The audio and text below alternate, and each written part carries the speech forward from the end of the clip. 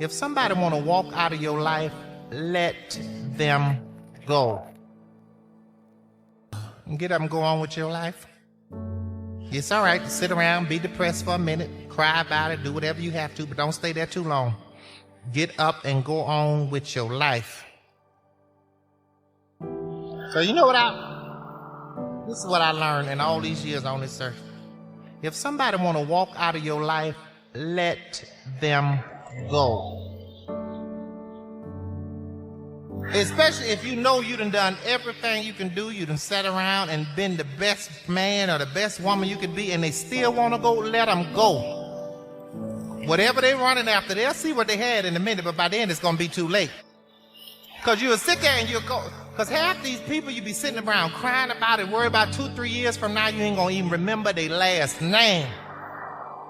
How many times you done seen folks somewhere, you be like, what the hell was I thinking?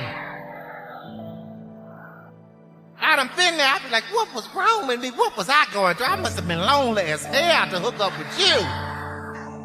Let folks go, son. Some people come in your life for a lifetime, some come for a season. You got to know which is which. And you're going to always mess up when you mix them seasonal people up with lifetime expectations.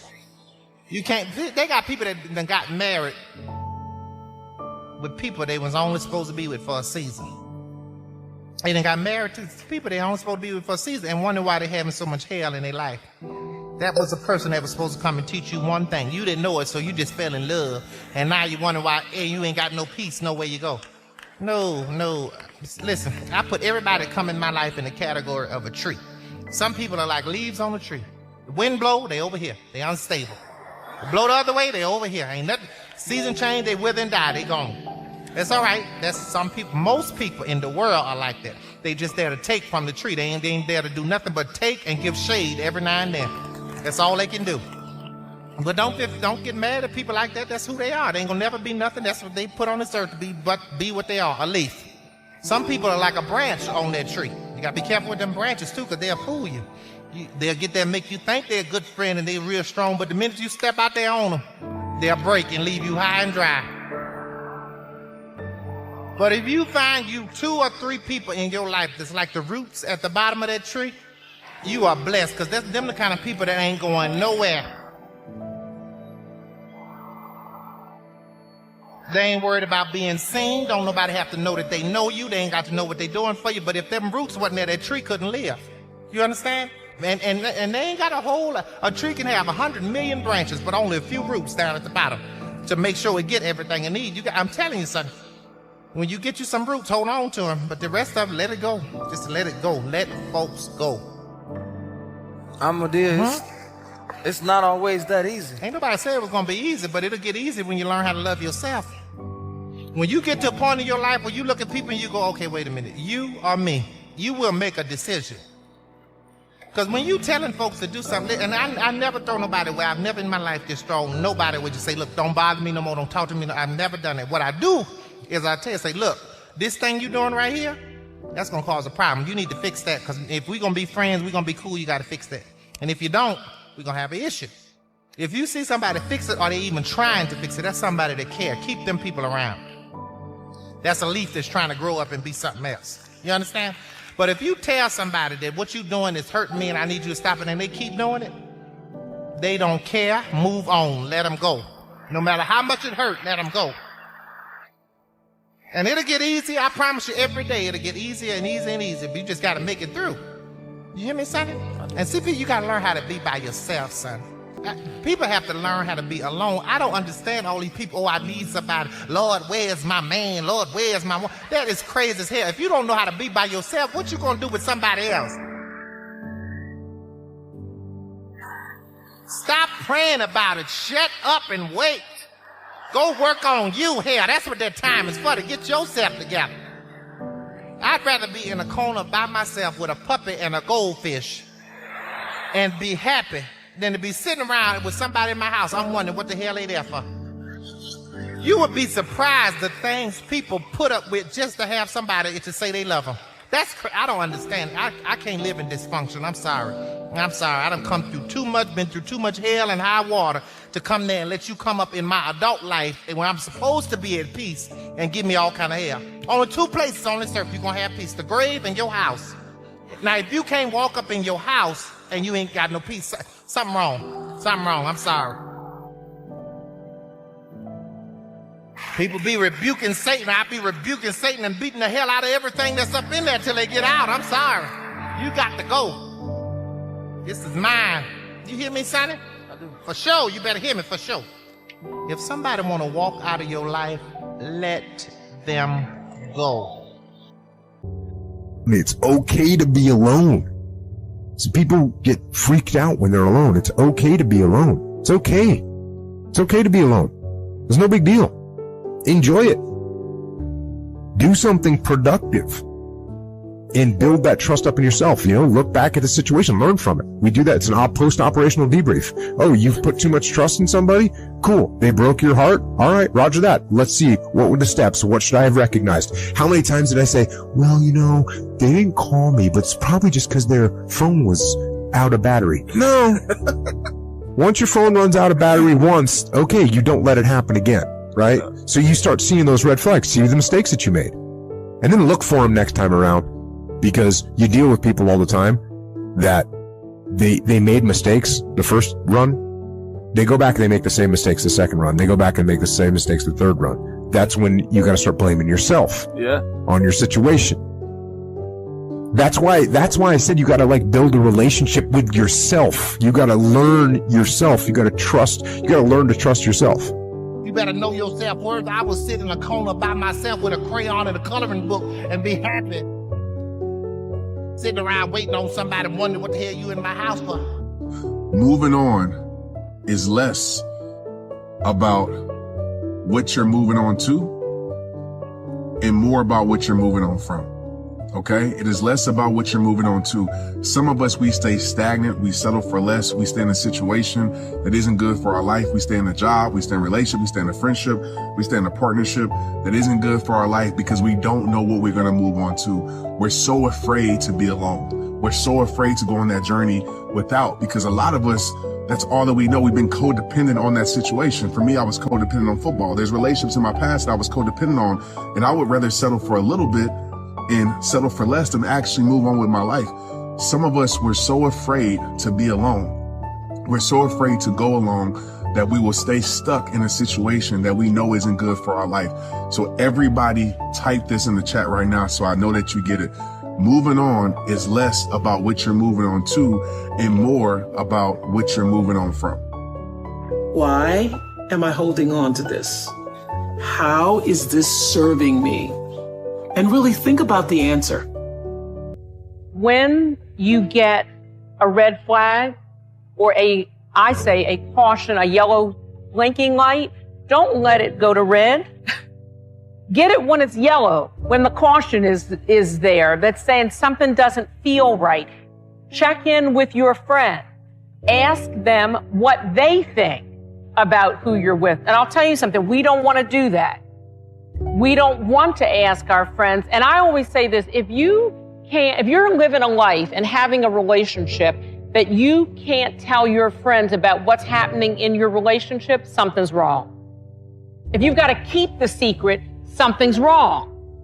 It means because I don't want you to know that he's calling me a B. He doesn't really mean that. He only does that when he drinks too much. Mm-hmm. He's not really an alcoholic. That only is because he was stressed last week. Well, last week turns into every kind of day. So part of it is, again, gathering a community, and I call it a truth commission. I have a truth commission in my life. Folks who will tell me the truth even when I don't want to hear it. And we all need that. Yeah. We all tend to invest ourselves in relationships. And as I said, if you are doing something right with the wrong person, nothing good will turn out. And deep inside, we women are quite intuitive. We know that it's not going anywhere. You are stronger than you think. Don't worry about that. And wait for the right person. Let the right person come to you. There's no rush. I want to leave him. Then that's what you should do. You should walk on out on That's that. it. What would you? But that's going to hurt like hell.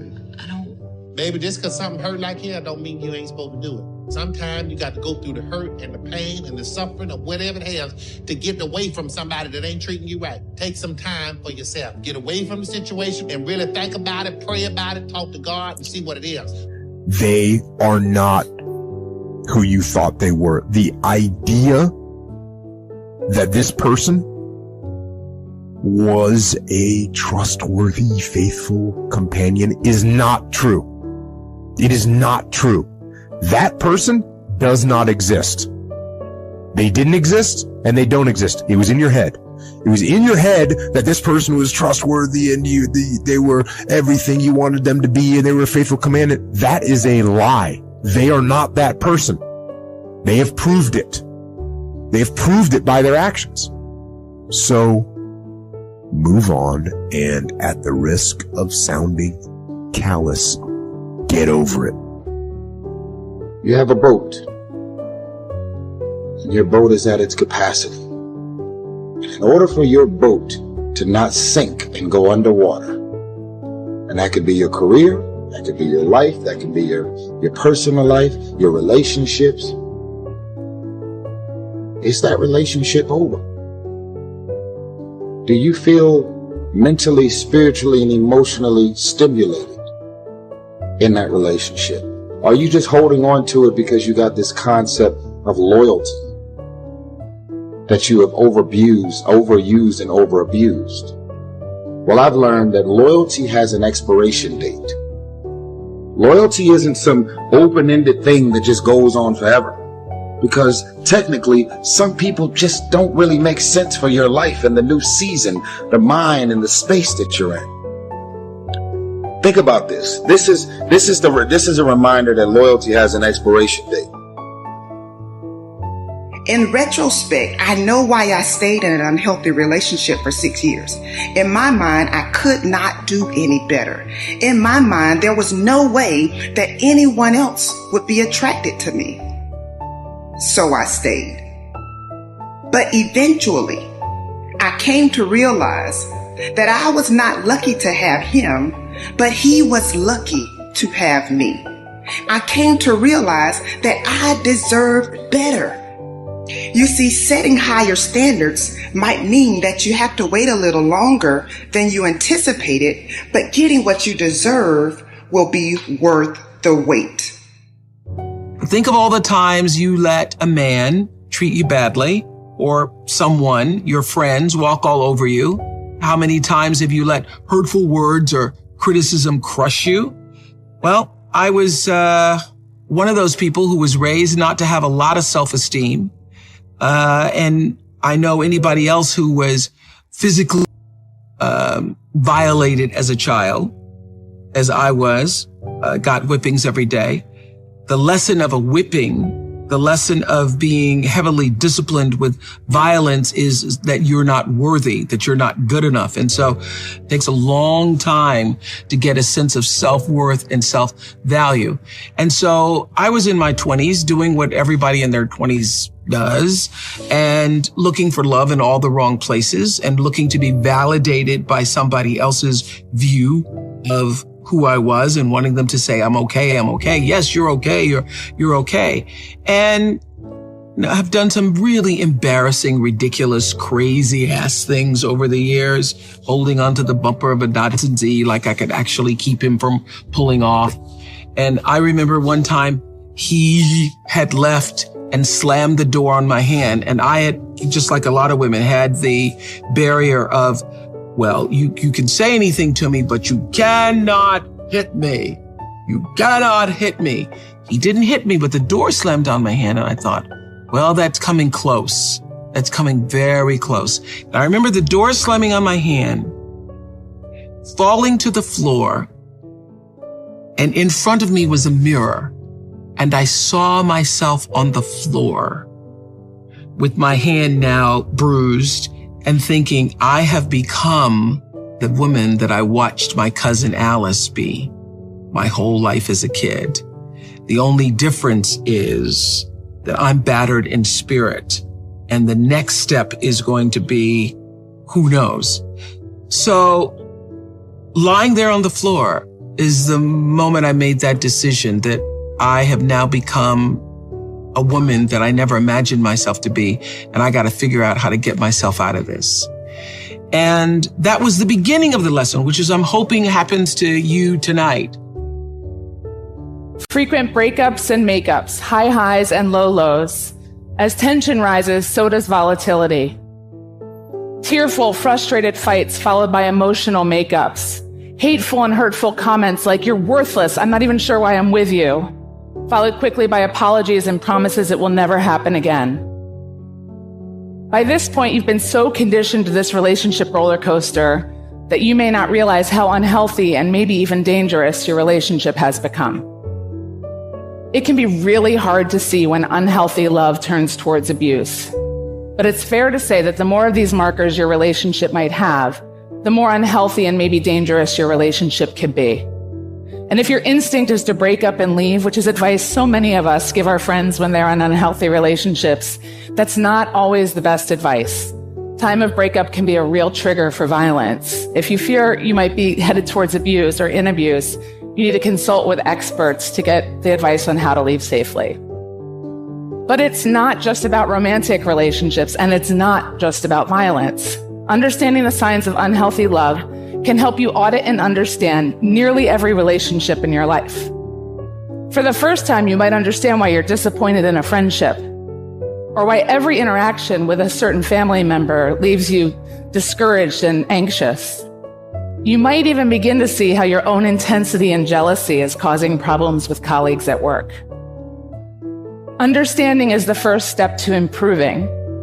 And while you can't make every unhealthy relationship healthy, some you're going to have to leave behind, you can do your part every day to do relationships better.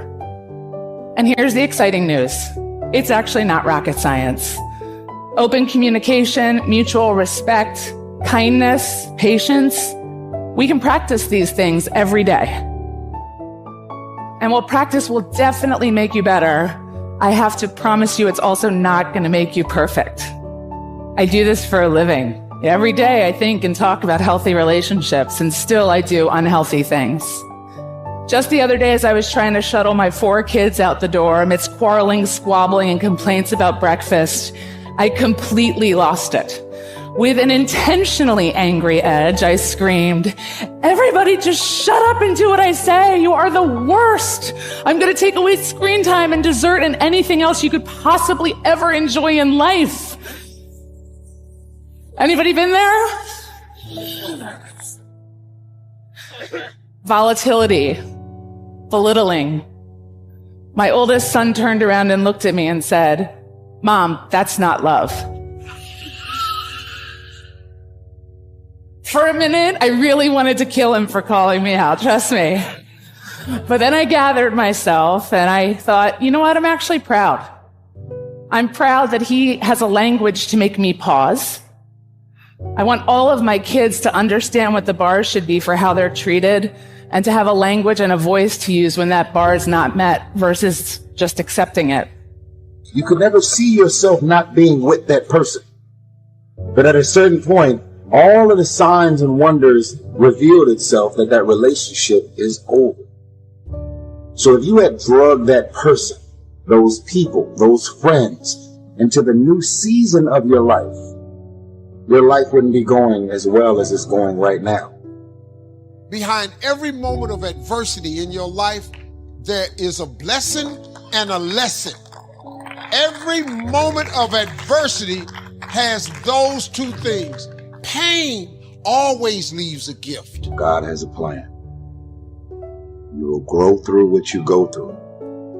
Everything that you're going through, at some point, it makes no sense to you right now. But at some point, God is going to reveal to you why all of these issues, challenges, and problems continue to show up, and what you were supposed to learn from it. God knows what you're going to need in the future. Many of the challenges that you're facing now, they don't have anything to do with now. It's positioning you for something in your future. We all have things happen to us in life that we don't understand. Doors that have closed, or people that have turned on us. It's easy to live frustrated and fight against everything we don't like. We think that it's holding us back. Everything serves His plan. Not just the good things. The person that walked away is serving His plan. If that wouldn't have happened, you couldn't reach your destiny. What you couldn't see was God had something better. You may not like it. It doesn't seem fair, but it's serving His plan. When you understand that everything serves His plan, then you won't live frustrated. You won't get upset because you didn't get your way. The person that walked away wasn't a coincidence. It was God moving them away. We need to see difficulties in a new light. How do you know that closed door, that disappointment, is not setting you up for something that you've never seen?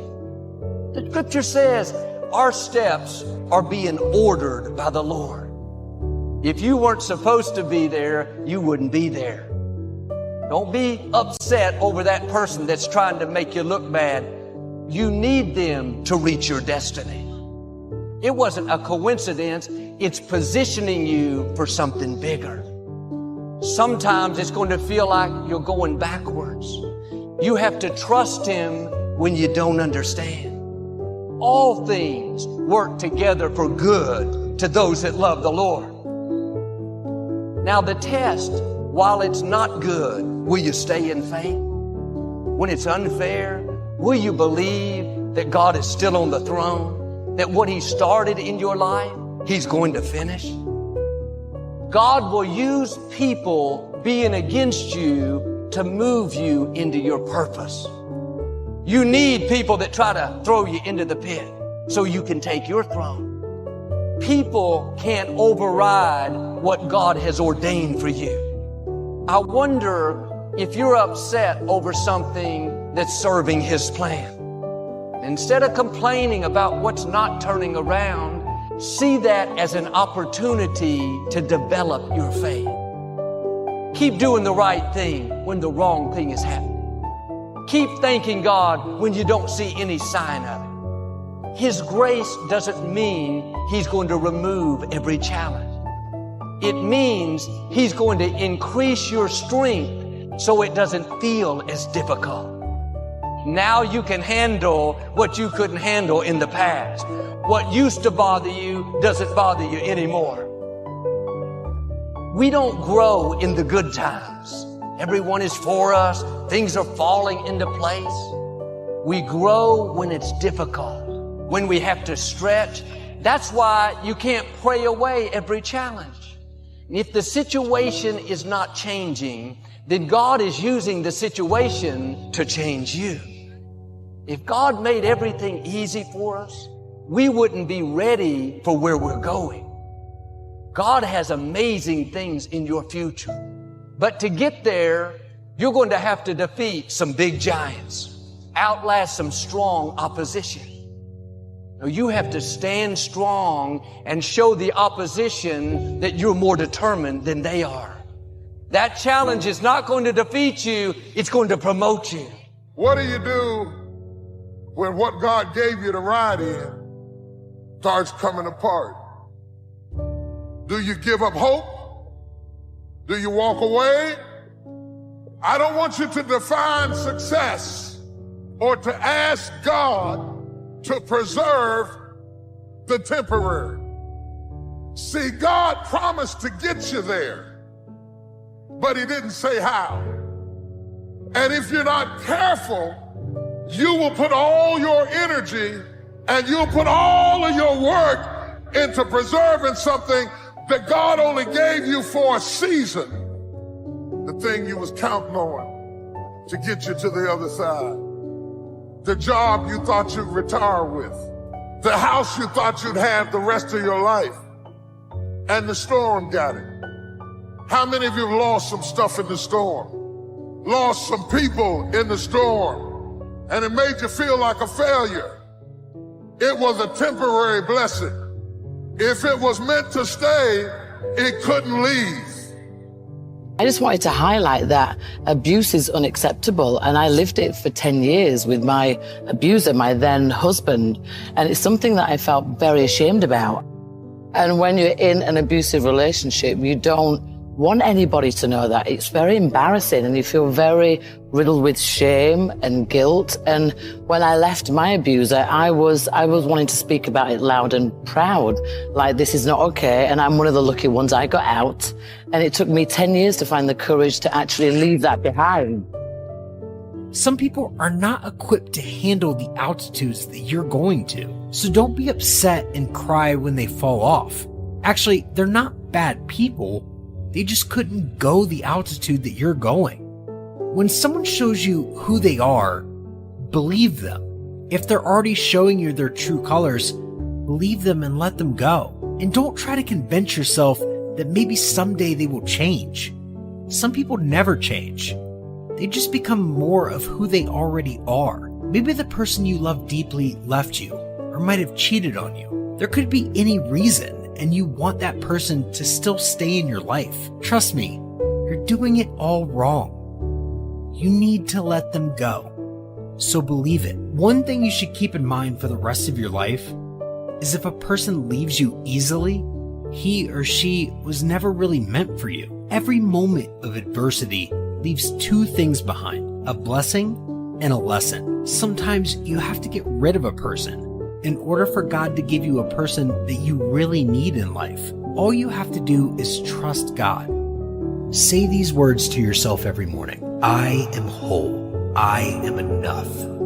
And I am perfect as I was created. I am whole. I am enough. And I am perfect as I was created. So I've been dating my friend for the past 6 years, on and off, more consistently the last couple years. I call him my friend because he's uncomfortable with titles. He says he wants to be more financially stable before he settles down with me. So I'm at a point where I'm kind of tired of waiting. I wonder, should I be waiting for him to settle down, be financially stable, or should I walk away? Can I ask you a question? Sure. How old is he? 37. 37. For you, is it worth hanging on to?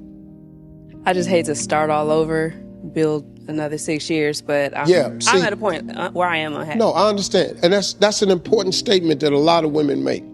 You don't want to start over. You've invested 6 years and you want it to count for something. But he has to want it to count for something too. So the question becomes, here's the question, what it becomes. It's just simple. Do you want 6 more years of this?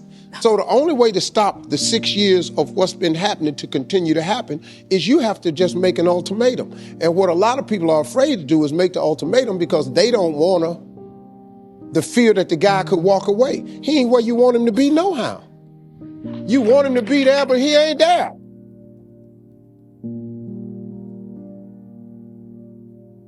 Let me just tell you this quickly.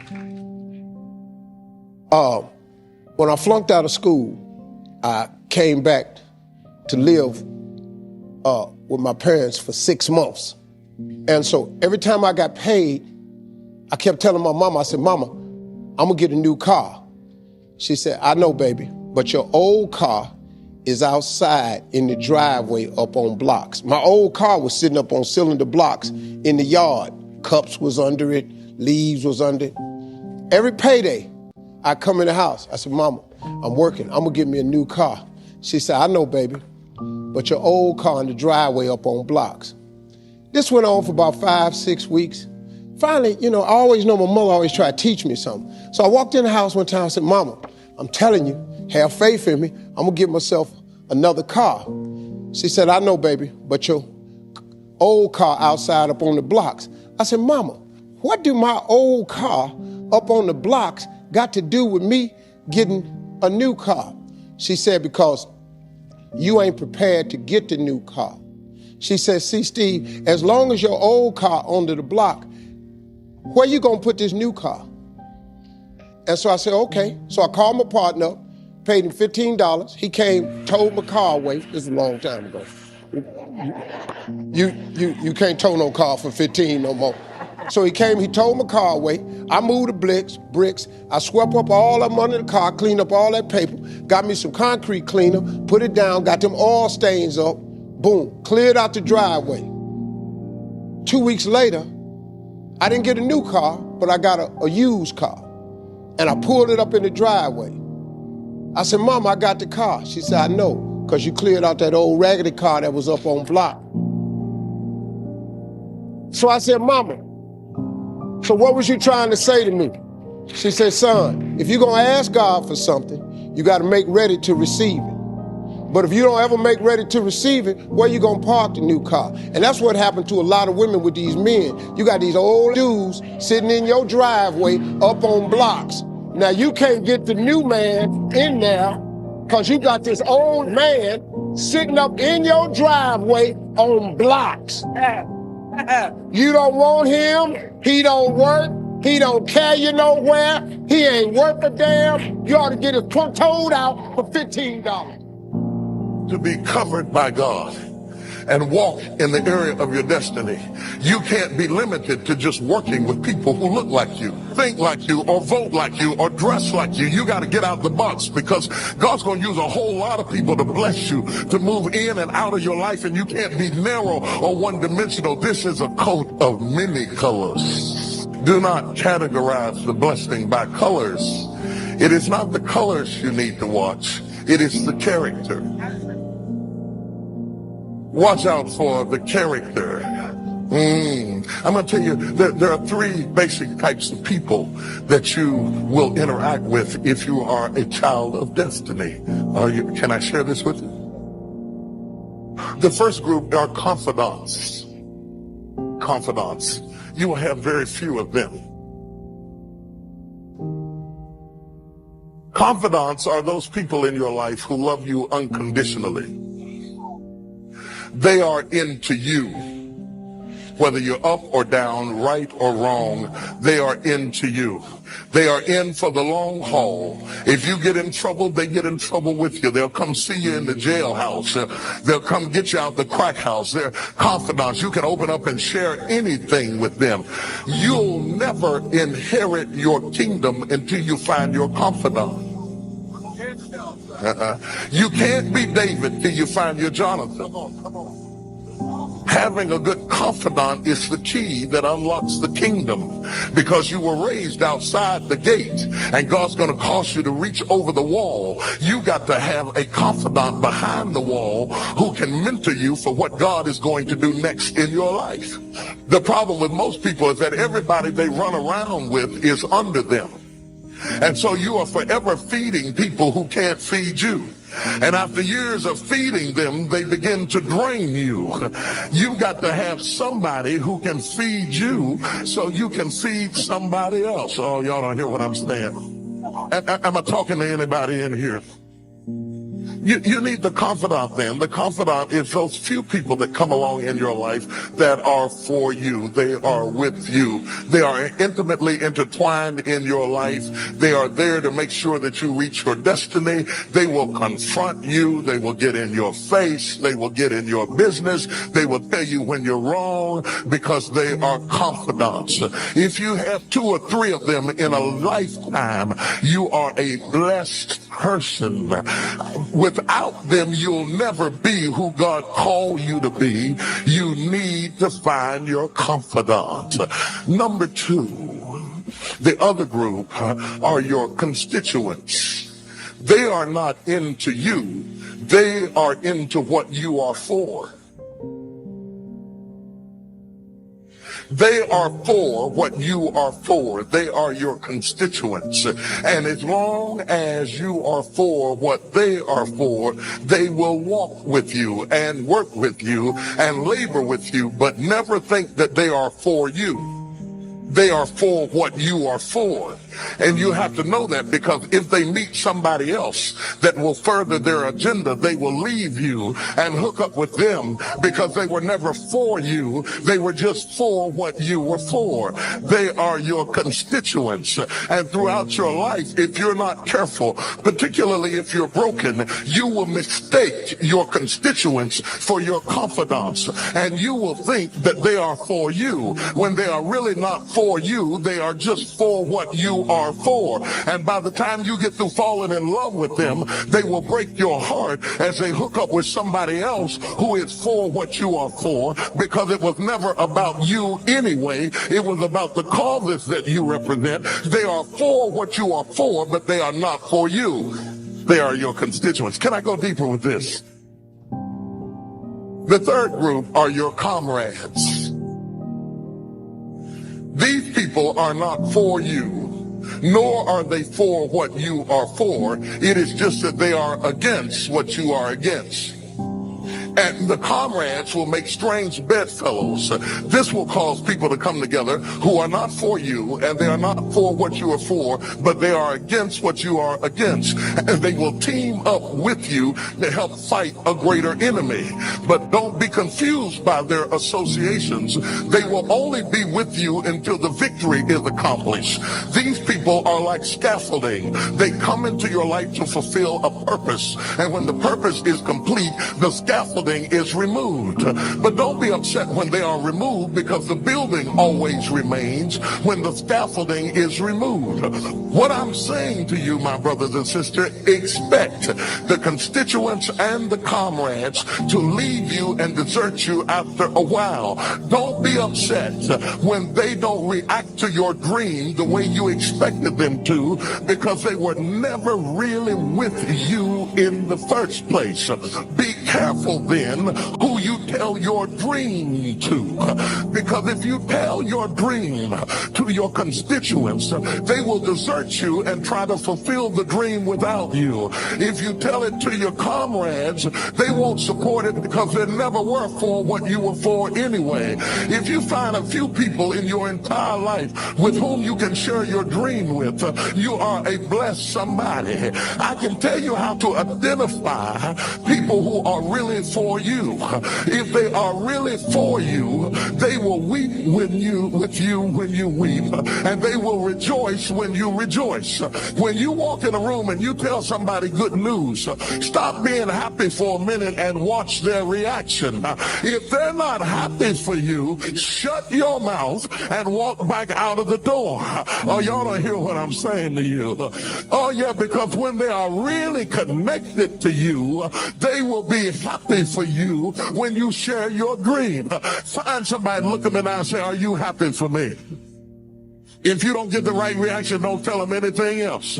You need somebody who's really going to be happy for you. I don't want just anybody praying for me. I don't want none of them haters praying for me, because you know you hate me and you don't want me to succeed. I want somebody praying for me who really wants me to be blessed, who wants me to be an overcomer, so you can put up your oil and stop speaking in tongues, because you know you never did speak to me anyway, and ain't no need in you coming up here in this hospital like you gonna pray some cancer up off of me. I'd rather have somebody who really loves me lay across the bed and rebuke the devil. And God is so faithful, he'll always give you somebody.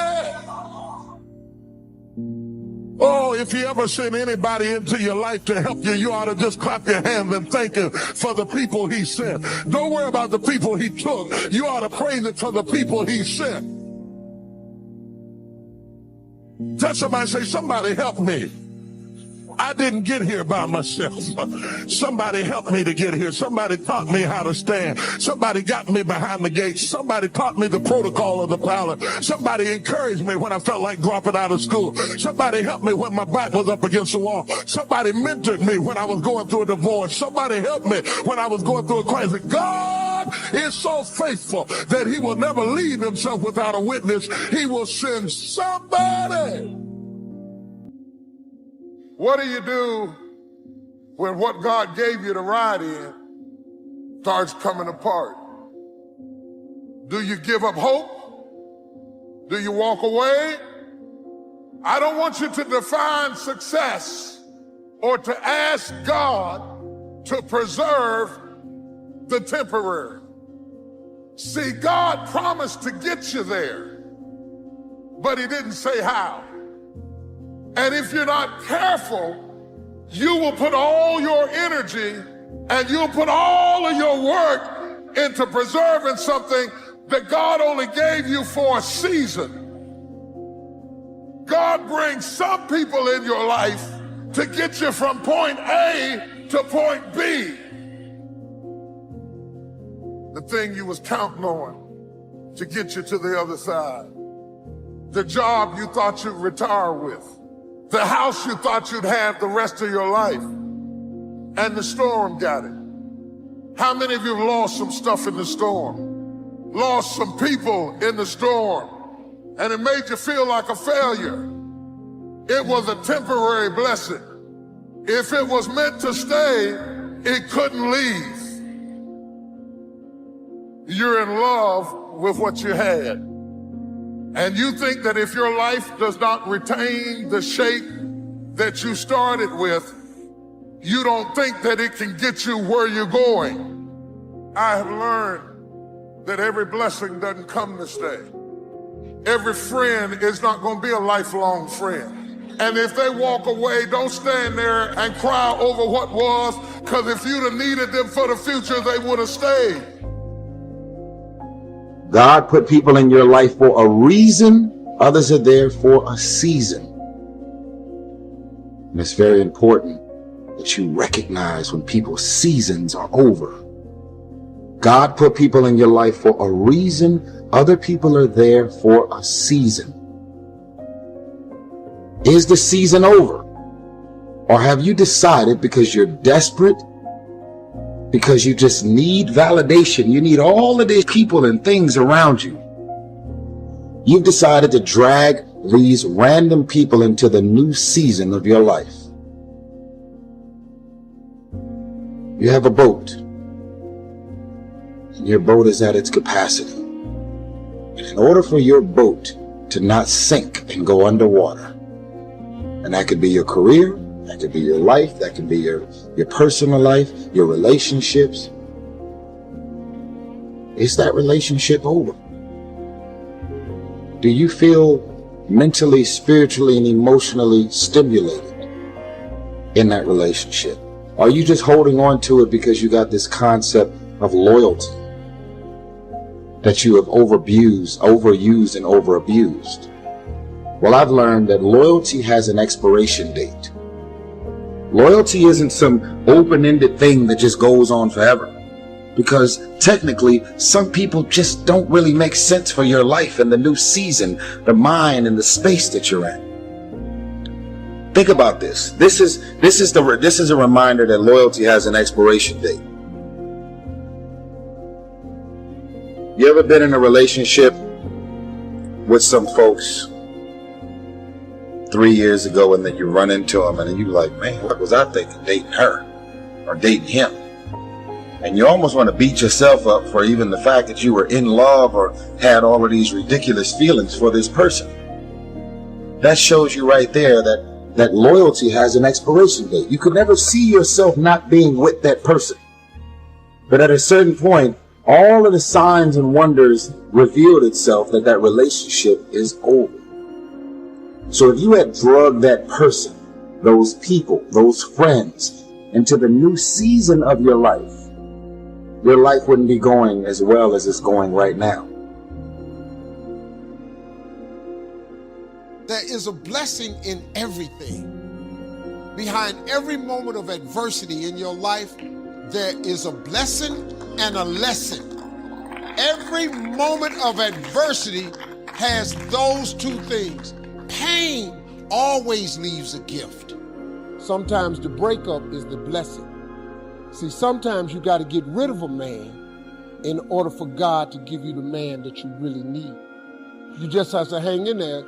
He might have something better for you. Don't worry about the people that God has removed from your life. He saw things you didn't see. He heard conversations you couldn't hear. And he made moves you wouldn't make. And that's it. We all have things happen to us in life that we don't understand. Doors that have closed, or people that have turned on us. It's easy to live frustrated and fight against everything we don't like. We think that it's holding us back. Everything serves His plan. Not just the good things. The person that walked away is serving His plan. If that wouldn't have happened, you couldn't reach your destiny. What you couldn't see was God had something better. You may not like it, it doesn't seem fair, but it's serving His plan. When you understand that everything serves His plan, then you won't live frustrated. You won't get upset because you didn't get your way. The person that walked away wasn't a coincidence, it was God moving them away. We need to see difficulties in a new light. How do you know that closed door, that disappointment, is not setting you up for something that you've never seen? The scripture says our steps are being ordered by the Lord. If you weren't supposed to be there, you wouldn't be there. Don't be upset over that person that's trying to make you look bad. You need them to reach your destiny. It wasn't a coincidence. It's positioning you for something bigger. Sometimes it's going to feel like you're going backwards. You have to trust Him when you don't understand. All things work together for good to those that love the Lord.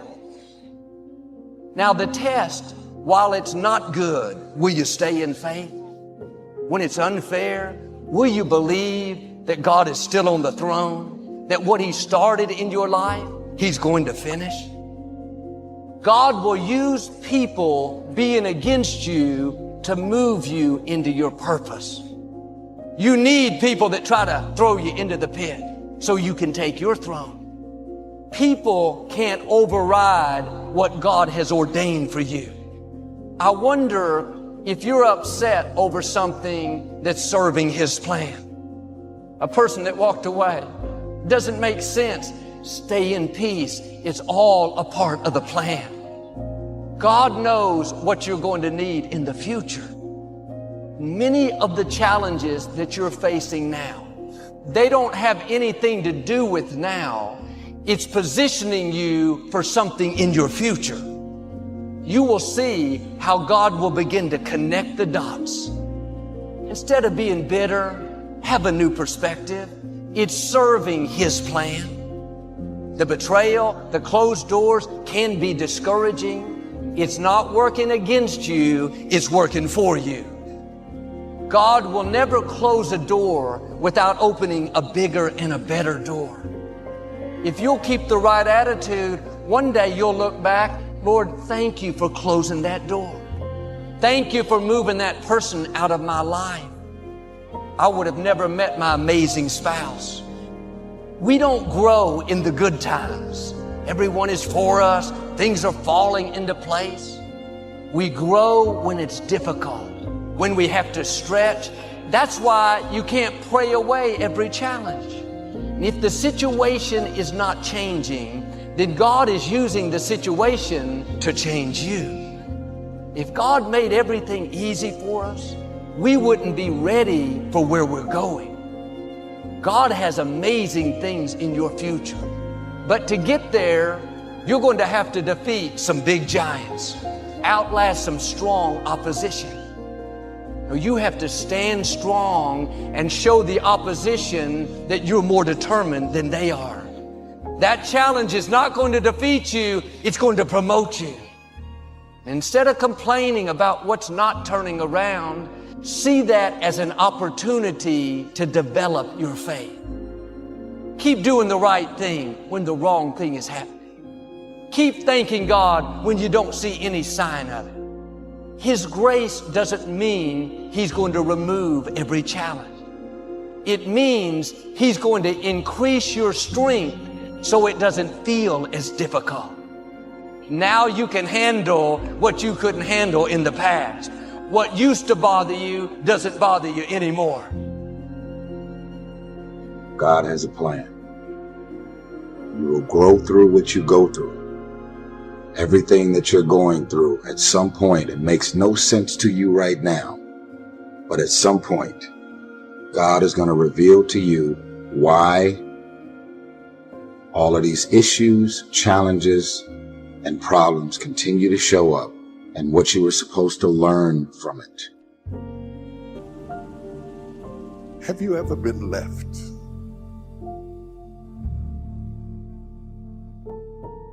if you are not careful, you will undervalue who stayed, trying to get back who left. Because sometimes there's nothing really sexy about being dependable, about being stable, about hanging in there, about being by your side. If you're not careful, you will neglect the people that stayed with you. The principle is profound and provocative, that you need to focus on what you got left. The child that stayed, the friend who stuck. The real test of relationship isn't when it's easy, it's when it's hard.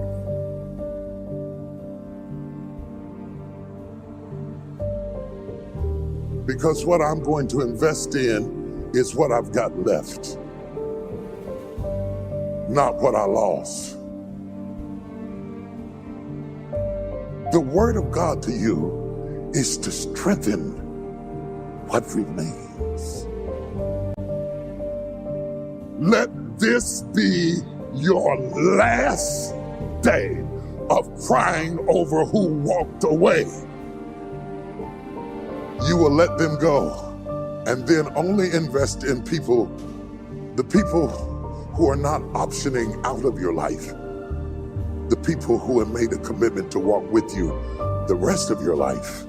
Those are the people that must be strengthened, not neglected, not taken for granted. Most people ignore what they have, chasing after what they lost or what they want. What are you going to do with the years you have left? Are you going to spend the years you have left murmuring and complaining about what happened 10 years ago and 5 years ago and 12 years ago? I don't care if you got 5 years left. What are you going to do with the years you have left? You need to take control back of your happiness. Quit putting it in someone else's hands. You're giving them your power. You control your happiness. You have to make up your mind, no matter what people do, no matter what they say, how they treat you, they're not going to steal your joy. Stay in peace. Time is short. Some of you have been hanging on to a hurt for way too long. You don't think you can ever move past it? Bitterness is a daily part of your life. Do you know what bitterness does? It makes you old and mean and angry and spiteful. There is little as ugly as a bitter person. I know it hurt. I know the pain was real, but you have a choice. Will you be bitter and vengeful? Will you hang on to grudges? Or will you release them? Will you nurse the offense and feed the pain? Or will you starve your pain? It's up to you. You have a choice. Choose to release the bitterness. Change your legacy. Let go of that thing that you've been holding on to for way too long. Regardless of what happened in your past, regardless of the hurt and pain, you have incredible worth and value to God. You'll never enjoy everything God has for you until you move on. God will restore your identity, your self-worth, and your self-esteem. It can happen in an instant. Maybe you've been walking around with your head down, believing the lie that you're worthless. You don't have to live with that hurt forever. You can leave the crippled life behind when you realize your great worth. You are not a nobody. You are a child of the King, and you've got a place at the table. You don't have to stay damaged. You can be whole. You don't have to carry around those hurts anymore. You can be fully restored.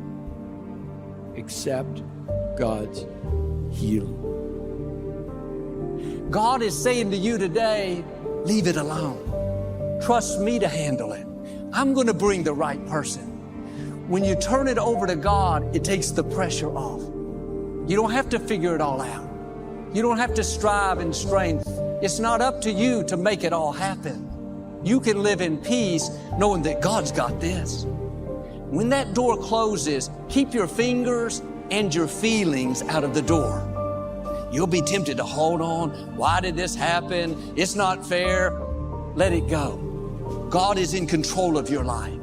He's the one that opens doors and closes doors. He's the one that changes seasons. You are in spring. Now maybe you're going into winter. That means you're getting prepared to blossom in new ways. I've learned God never brings things to an end without having something better coming. Something more rewarding, more fulfilling, new relationships. Instead of seeing it as a bad break, try a new perspective. This was a necessary ending. God stopped it so I could see the greater things He has in store. A lot of times, God will remove people out of your life because your season has changed. God is preparing you for something new. When God closes a door, you can't open it. If someone wants to leave, you have to accept that their part in your story is over. Some people are like scaffolding. They come into your life for a season to get you to a certain point. But if they stayed, they would limit your growth. That scaffolding has to come off so you can rise higher. I always like to say that some people are like scaffolding. You put scaffolding around the building to help build a wall, and when the wall is built, you remove the scaffolding.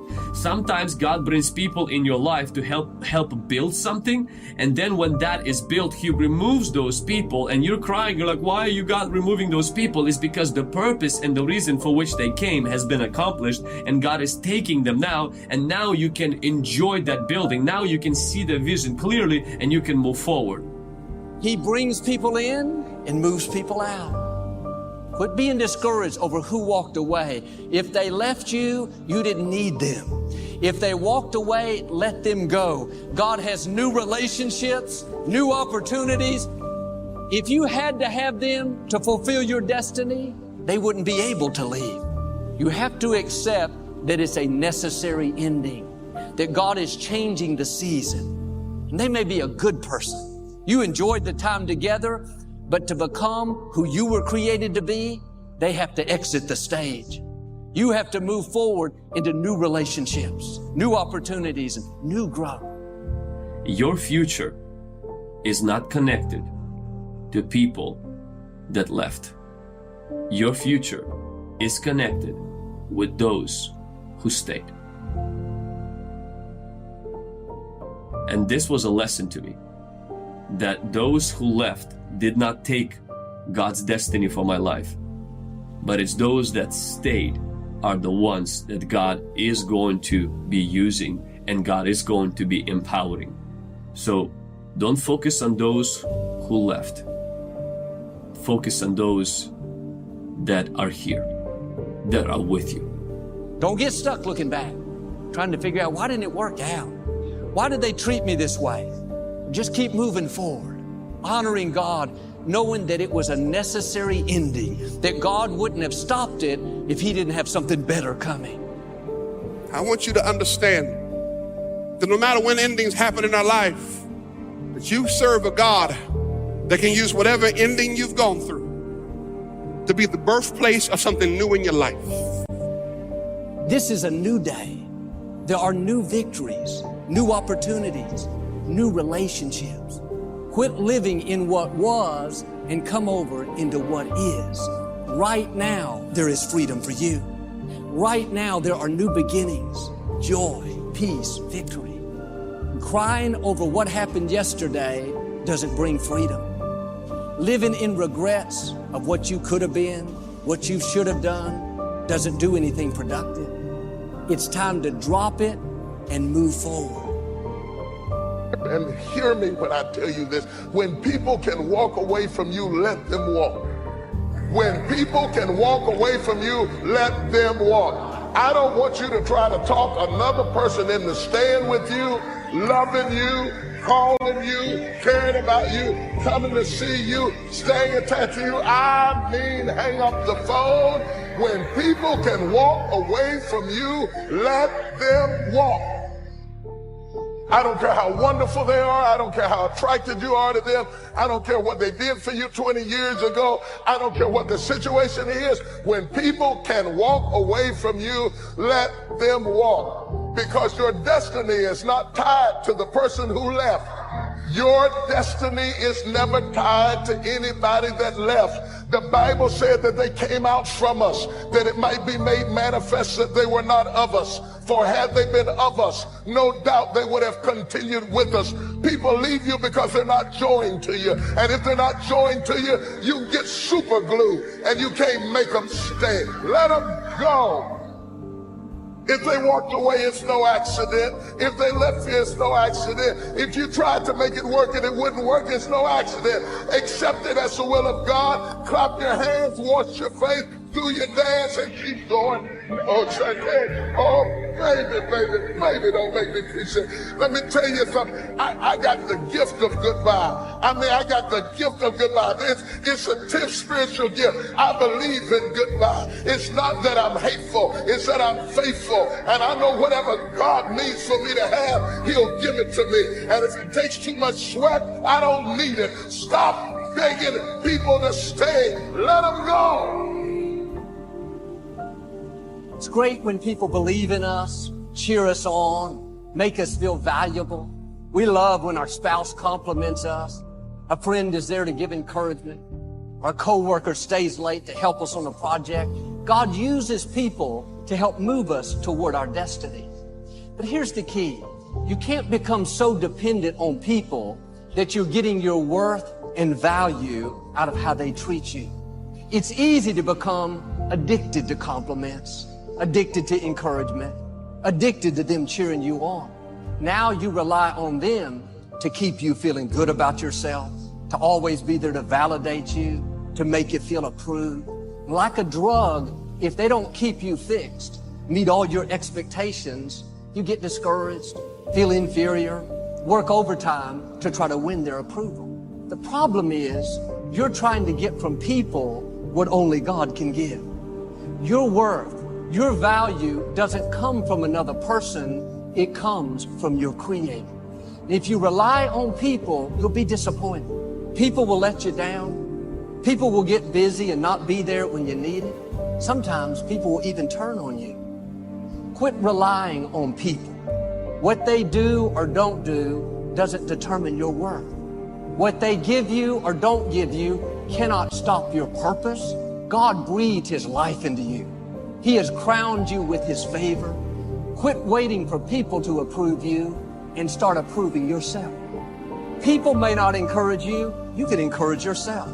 People may not make you feel special. You can make yourself feel special. I'm a child of the Most High God. I know I'm crowned with favor. I'm one of a kind. I'm a masterpiece. You'll have better relationships if you'll start validating yourself. If you're always depending on somebody else, you'll become needy, a burden, waiting for other people to keep you fixed. Can I tell you, your friends, family members, they have enough problems of their own. They have enough issues that they're dealing with to not come home and have to work on you for 3 hours. That's not only hurting you, it's unfair to the people God put in your life. They're not responsible for your happiness. They're not responsible to keep you cheered up. Don't put that extra pressure on them. If you're basing that off of what people give you, then if they change their mind, if they stop doing it, you'll feel devalued. But when you go to God for it, nobody can take it away. It's not dependent on how somebody treats you, how they make you feel, how many compliments they give you. It's dependent on the fact that you're a child of Almighty God and you know He has already approved you. That's where you're getting your value. Well, Joel, my parents didn't raise me right. I didn't have a good childhood. My spouse never compliments me. My boss didn't give me the credit that I deserve. I say this respectfully. If you didn't get it, you didn't need it. They can't stop your destiny.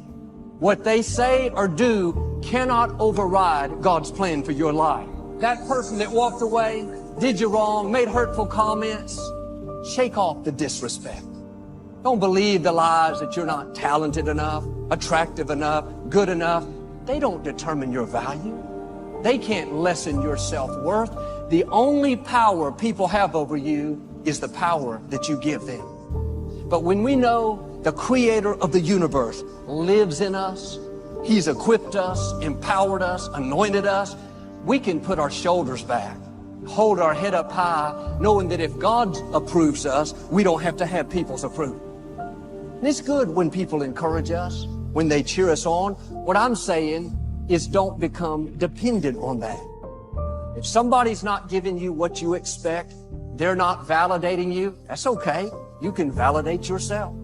You can approve yourself. You are self-sufficient in Christ's sufficiency.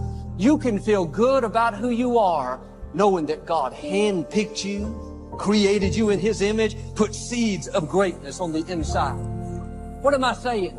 You don't need somebody else's praise. You don't have to have people's applause. You have the applause from the one who matters most, from the God who spoke worlds into existence. I'd rather have His applause than people's applause. Well, if I could convince this person to like me, they know a lot of people, then maybe some new doors would open. The scripture says promotion doesn't come from people, it comes from the Lord. God knows where all the opportunities are.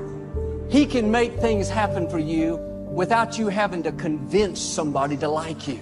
You don't have to play up to people, try to win their favor. If they don't want to be your friend, it's their loss and not yours. Do yourself a favor and keep moving forward. They're not a part of your destiny. God has divine connections. People He's already lined up. They're already in your future.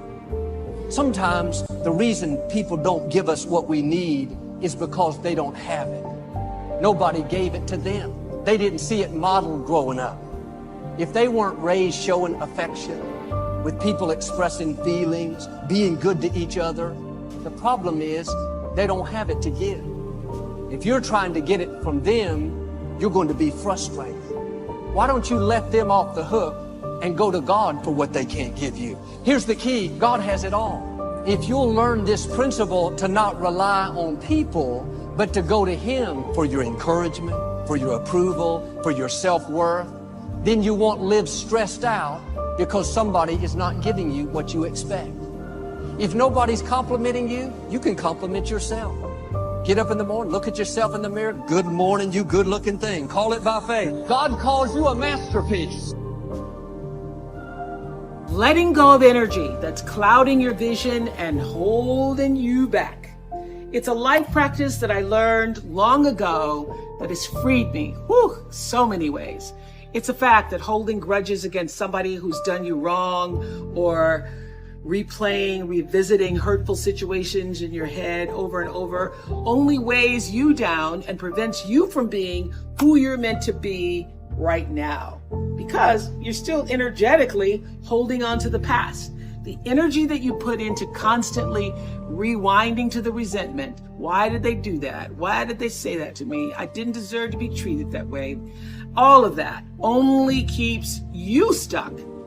It will never change what happened. You gotta press stop and reject the urge to keep replaying so that you can then fast forward into the now for yourself. You know, a lot of people think that holding on to things that disempowered them is going to somehow magically turn it around.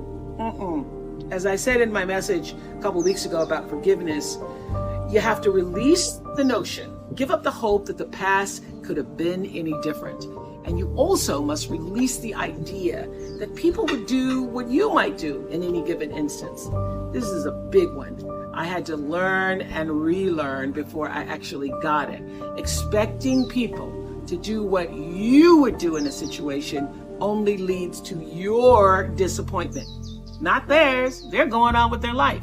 So let people be who they are, and either you accept it or you don't. Not doing that keeps you stuck in a circumstance that actually costs you time, costs you energy. And I can guarantee that oftentimes the person on the other side of the bitterness you're holding on to, they're not not even thinking about you. In fact, they probably have just moved on. They certainly aren't obsessing the way you are. Think of it like letting go of any bad habit that just doesn't serve your well-being. Not an easy task. Taking the road to a more enlightened, healthy existence never is. So this is what I want to ask you to ask yourself. Why am I holding on to this? How is this serving me? And really think about the answer. Maybe it makes you feel validated. Maybe it makes you feel righteous. Or maybe taking on the pain is your way of recognizing the injustice so that even though it won't be made right, it can at least not be forgotten. Then I ask you, again, ask yourself, do you want to be right or do you want peace? Woo! This was huge for me. The unfortunate fact is that having both may not be possible. And also, you may never get your moment of righteousness, so why wait for it? Choose peace. What I know for sure is that in this world, time is a moving on, and it's our most valuable commodity.